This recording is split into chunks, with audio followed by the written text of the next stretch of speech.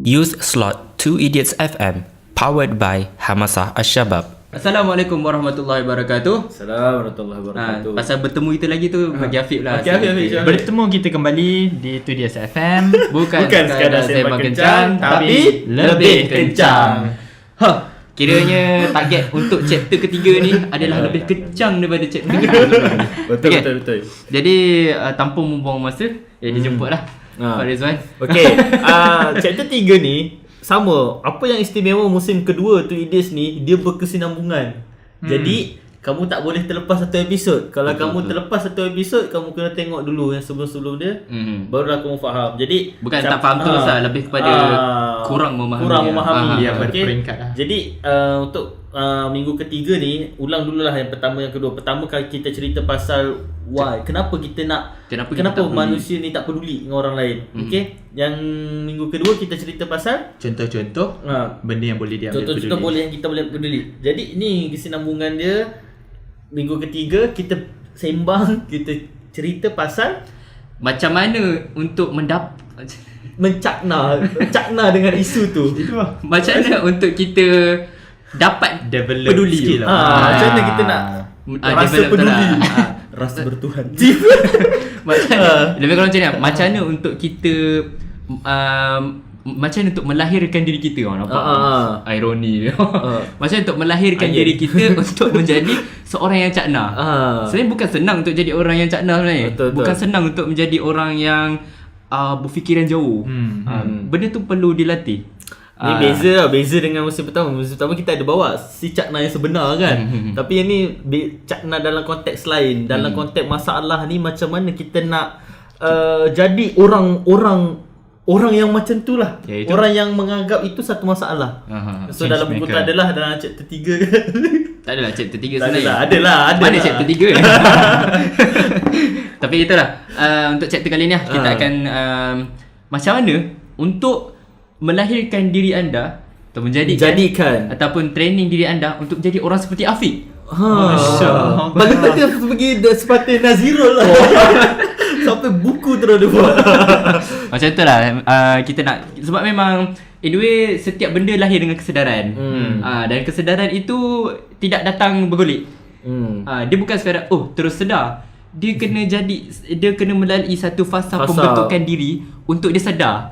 Macam tu lah. Jadi yalah, sebab kita semua ni dah lama terlibat di dalam dah berkecimpung dalam bidang-bidang di dalam bidang kata startup company lah, startup company. Macam contoh Outbox FM. Tahu lah, board director. Jadi sebagai contoh 2ED FM, kenapa kita mewujudkan satu startup company yang bernama 2ED FM adalah semata-mata untuk mengubah ataupun mendidik masyarakat. Kan, itu adalah salah satu hadafnya. Sebagai contoh Hamasah Ashabab, kenapa ia ditubuhkan, kita tubuhkan adalah untuk bakar semangat dia lebih kepada membawa macam mana kata? Dia untuk challenge Challenge norm maknanya kita mencabar status quo. Macam mana normal tu kita tak nak jadi normal. Kita jadi luar biasa. Dan melalui luar biasa tu kita tampilkan kita mendidik masyarakat dengan cara filmmaking, penulisan sebagai contoh filmmaker ataupun buku-buku sebelum ni yang telah dikeluarkan oleh Has Publication. Jadi semua benda tu memerlukan kesedaran dan memerlukan satu set pemikiran yang berbeza dengan orang yang biasa. Macam contoh orang yang biasa, dia tak nampak dia tak nampak masalah. Dan satu lagi, kalau dia nampak masalah pun dia ignore. Dan bila kita nak capai peringkat lain adalah macam mana untuk kita menjadi sebagai seorang pemikir. Dan dari segi tu macam mana kita nak jadi seorang pemikir. Dan mengikut pengalaman saya lah, sebenarnya ianya tidak lain dan tidak bukan adalah dengan melalui pembacaan. Saya dari kecil sampai saya masuk Intech A-level, saya bukan jenis yang membaca memang tak membaca pun. Apa yang saya baca adalah komik, Naruto baru habis. So Ya, benda-benda picisan lah Peko. Bila saya tak masuk A-level, dan buku first yang saya baca adalah buku Rich Dad Poor Dad lah. Dan Robert Kiyosaki. Robert T yang tulis oleh Robert T Kiyosaki. Sejak saya tulis buku tu, sejak saya membaca buku tu, saya mendapat satu set pemikiran yang berbeza tentang bagaimana untuk berjaya. Dan berjaya itu ialah tidak semestinya bekerja dengan kerajaan. Kan? Macam contoh, kalau dulu saya dimomokkan dengan environment yang mengatakan bahawa kerja dengan kerajaan ni adalah yang paling best. Kebajikan terjaga. Sok-sok ada. Sosko. Lepas tu pencen ada. Boleh buat loan. Boleh buat loan banyak kan. Tapi in a way, bila dengan pembacaan saya mendapat satu set skill yang berbeza, set pemikiran yang berbeza, iaitu dengan cara membuat bisnes yang berjalan dengan sendiri dan seterusnya memberikan itu financial freedom sebagai itu dalam tu kan. Dan makin lama saya sejak kita melalui jalan yang the road not taken ni kan, lebih banyak buku macam contoh Nangis terharu contoh-contoh buku macam Wikinomics tentang bagaimana ekonomi dunia baru ini. So benda-benda tu Dah sampai nombor berapa Roman dah. So basically pemikiran-pemikiran ataupun apa benda yang dapat daripada tu, dia jadi shape kita. Shape pemikiran itu menjadi seorang yang adapt terhadap dunia baru. Itulah antara buku-buku. Mungkin korang boleh share sikit apa benda, contoh-contoh yang membentuk pemikiran korang. Contoh-contoh buku. Afiq lagi banyak buku. Rasanya dari musim pertama sampai sekarang ni dia paling banyak membaca. Macam saya saya baca banyak tapi banyak tak habis. Okey, tapi apa yang lebih saya suka baca melalui post-post ringkas tau. Sebab dia lebih sharp dan lebih tak meleret lah. Tak adalah nak kata buku tu meleret, tapi kalau banyak macam buku Rich Dad Poor Dad apa semua tu kan, dia too many chapters, too many untuk kita senang cerita malas lah. Kadang senang kata macam tu lah. Tapi kita baca point-point je lah yang apa penting. Cuma macam saya lebih suka ikut post-post daripada FB, daripada Twitter, quote-quotes kan. Tak adalah quotes tu membentuk sangat pun, tapi adalah orang-orang yang menulis pasal-pasal ekonomi, menulis pasal sosial, menulis pasal history, comparison, relative, apa benda-benda kan, pasal antarabangsa. Saya lebih suka baca macam tu lah. Bagaimana dia adapt, bagaimana dia men-shape saya tu kan. Benda tu dia shape secara akal lah. Saya tahu isu tu. Contoh dulu orang bincang pasal ekonomi apa semua, kita tak tahu apa-apa. Memang tak tahu apa-apa. Ceritalah pasal fiskal lah, cerita pasal defisit, cerita pasal hutang semua, kita tak tahu apa-apa. Tapi lepas kita baca benda tu kita tahu. Dan lepas tu ni pengalaman peribadi, tiba kongsi. Teruslah ke kita masuk ke apa yang kita buat. Startup kan, jumpa Tuan Naim kan, Tuan Naim apa semua, lagi shape. So mungkin dari zero lebih banyak pada pembacaan. Pada saya lebih banyak pada environment lah. Sebab jumpa orang, jumpa sini, jumpa sana, lebih pada protokol. Jumpa orang ni yang tak protokol pula. Jumpa orang ni masalah dia macam ni, jumpa orang ni sangat senang berurusan, jumpa ni berbulan-bulan kita tunggu. Dia macam so dia shape sampai kita boleh adapt benda tu. Yalah, environment lah. Dia macam shape kita punya ni. Dia macam contoh kalau macam ada network kita macam kalau kita berjumpa dengan pihak-pihak yang benda-benda macam tu, kita menulis buku kan. So kita jumpa orang yang tolong printkan buku kita, macam contoh Printzilla kan.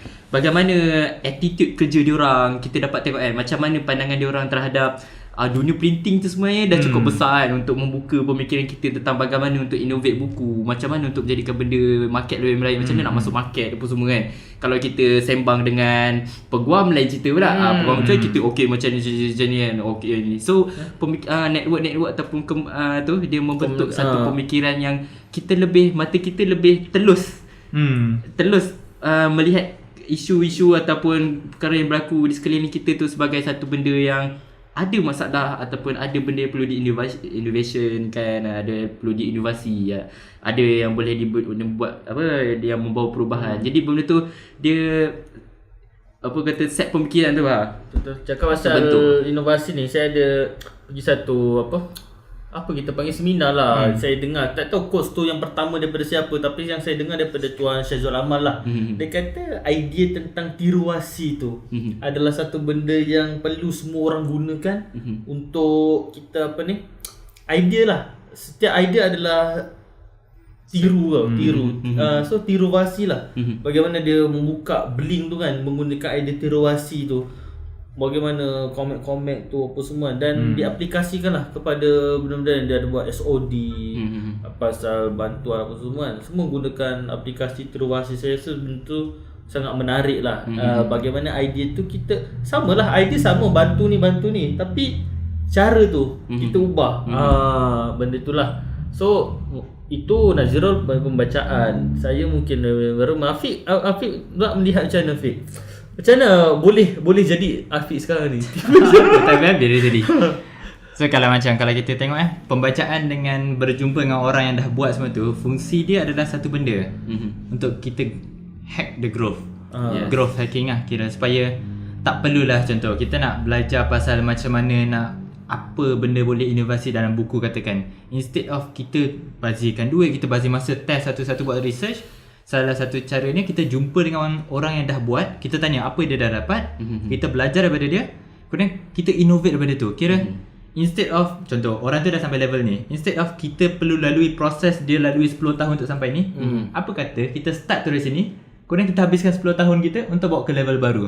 So tu fungsi pembacaan dan berjumpa dengan orang lah. So kalau contoh apa yang berlaku dalam hidup saya, contoh buku dari segi katakanlah buku Muntalaq oleh Syekh Ahmad Rashid, antara yang saya belajar adalah bagaimana dikatakan bagaimana manusia perlu digunakan untuk sekian, bukan sekadar, kalau katakan dalam Islam bukan sekadar masjid. So dia dah lalui, dia dah jumpa ramai orang, dia kata efektifnya kalau digunakan manusia cara-cara ni. So kita dah belajar pada tu, dah kita kita boleh upgrade daripada apa yang dia dah buat. Kemudian buku daripada Fatih Yakan, Istiqab, iaitu kemampuan daya tampung setiap seorang tu, setiap manusia. Kita dah tahu sekian manusia sepatutnya boleh guna macam ni. So upgrade pada tu. So sebagai contoh, kalau buku lain adalah buku ni, Creating Room to Read, iaitu seorang penulis yang Room to Read tu kan, boleh tengok kat website. Memang apa dia buat adalah dia buka library dekat tempat-tempat yang susah nak sampai. So bila efek dia, kita dah belajar benda tu, kita ceritakan pasal benda tu, so kita dapat tahu kita boleh apply benda ni dalam contoh kita nak sampaikan. Contoh kalau Malaysia ni yang dibuat oleh geng, siapa nama dia tu, ya Allah, Zulfikri Zamir. Zulfikri Zamir dia buat Kutub Khanah. Kutub Khanah, so dia benda sama Room to Read tu. So bila dah belajar pada Room to Read, boleh lah. Kemudian contoh saya baru baca buku daripada Amazon, dia pasal Amazon ni kisah. Dia ceritakan bagaimana Amazon cara dia nak wujudkan e-book tu adalah dia wujudkan Kindle. Kalau tahu mungkin kat Malaysia tak berapa popular Kindle, tapi Kindle adalah pioneer kepada bagaimana kita boleh capai sekian. Pada Amazon juga ubah bagaimana dunia online yang kita nampak sekarang, memang pioneer dia adalah daripada Amazon. So kita dah belajar daripada diorang, buat apa kita lalui. Baik kita upgrade daripada diorang. Tu fungsi pembacaan lah. Dia banyak. Contoh kalau macam saya memang baca sikit, memang alhamdulillah dipermudah terus mampu buat lah.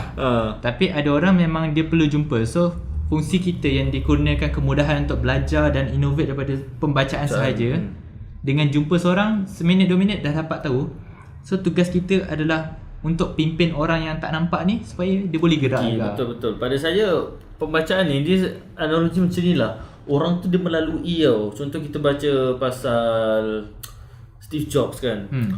Diceritakan bagaimana tempoh hayat Steve Jobs tu, daripada mulanya daripada bangsal tu kan, sampailah kepada iPhone kan, kepada iPad, sampai sebelum dia mati dan meninggal kan.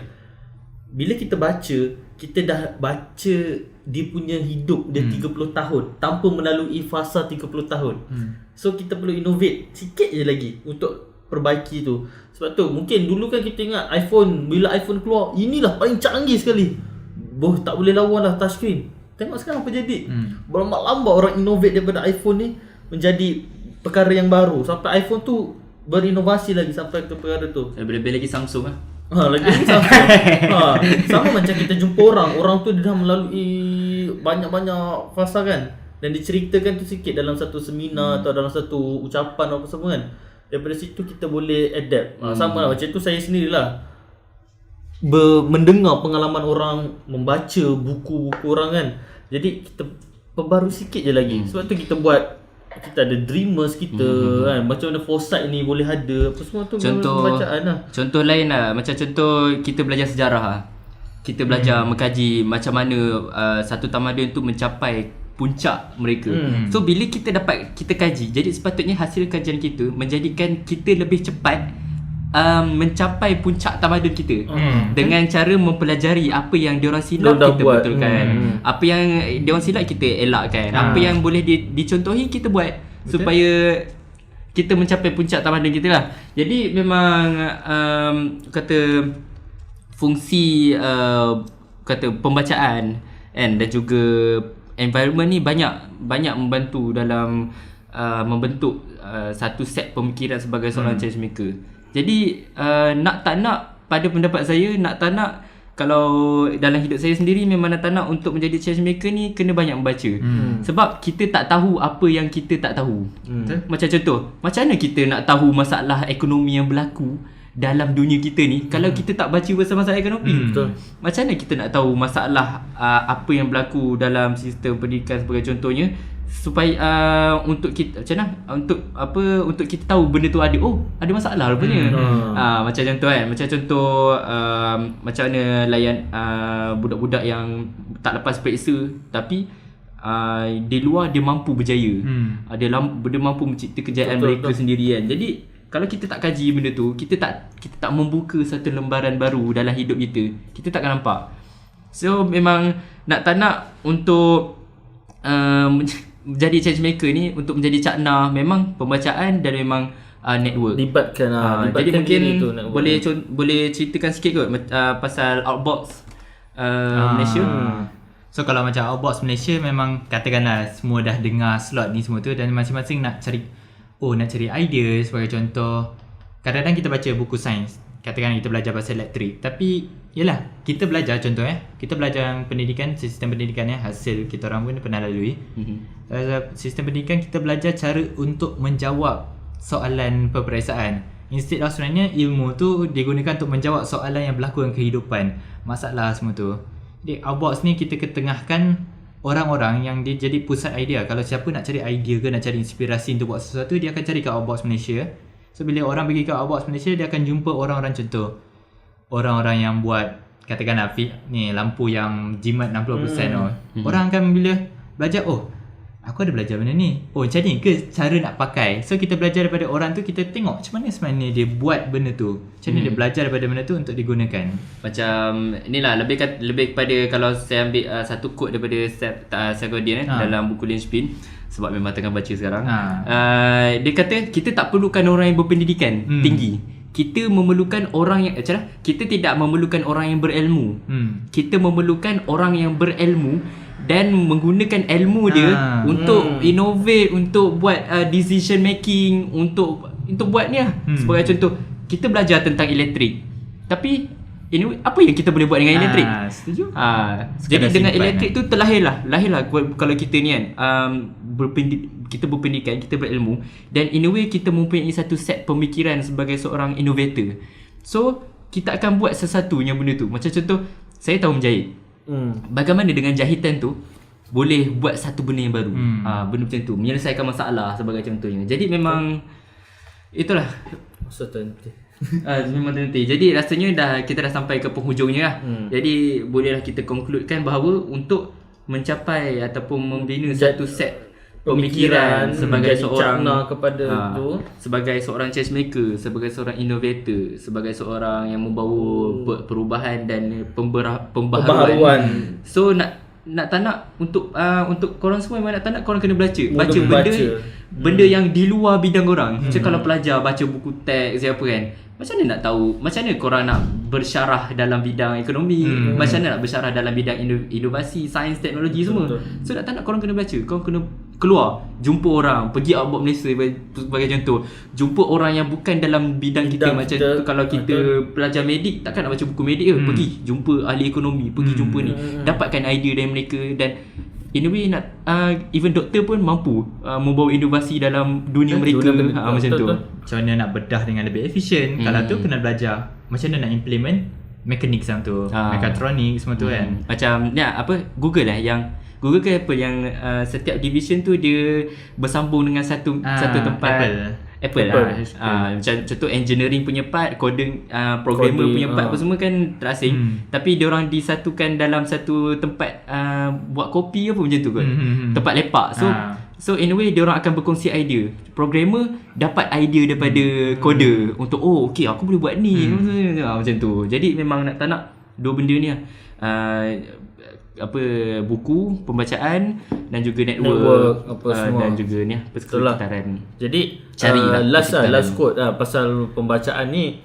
Saya tak tahu, saya tak ingat dapat dari siapa. Asyik tak ingat je. Saya memang susah nak lupa, tapi saya ingat. Jenayah terbesar pada buku ni bukannya kita bakar buku, tapi adalah kita tak baca buku. Itulah jenayah paling besar yang kita buat. Dan untuk network ni kita jangan kita malu. Janganlah kita masih lagi di bawah tempurung, di bawah kotak, di bawah apa kan. Keluar, lihat dunia. Percayalah anda akan jumpa sesuatu yang anda tak sangka. Okey, itulah yang kami lalui dulu begitu. Sekarang kan alhamdulillah lah jumpa ramai sangat manusia kat luar sana untuk shape lah. Jadi tu. Jadi kalau memang korang tiba-tiba tak faham kan apa yang kita orang ni maknanya korang sembangkan, kurang baca lah kena baca lah benda yang kita orang belum baca macam tu lah. Ataupun kalau nak apa-apa boleh jumpa kita orang kan. Jom kami sentiasa terbuka. Nak sebut sikit alamat. Pelajar tak payah. Jadi kalau korang ada idea, nak dapatkan idea, memang kita orang open lah untuk saya jumpa. Just call je. So boleh inbox. Boleh tak masalah. Nak jumpa. Okay, itu je lah kot, insyaAllah. Jumpa lagi untuk chapter akan datang. Minggu keempat. Kita akan borak pasal apa minggu keempat? Nanti kita fikir. Betul. Nantilah minggu depan lah fikir. Okay, itu saja daripada untuk minggu ketiga Tweeders FM. Bukan sekadar sembang kencang, tapi lebih kencang. Sila like, share dan subscribe. Okay. Assalamualaikum. Jangan lupa untuk like, subscribe YouTube channel, SoundCloud dan Facebook page 2 Idiots FM. Bukan sekadar sembang kencang, tapi lebih kencang.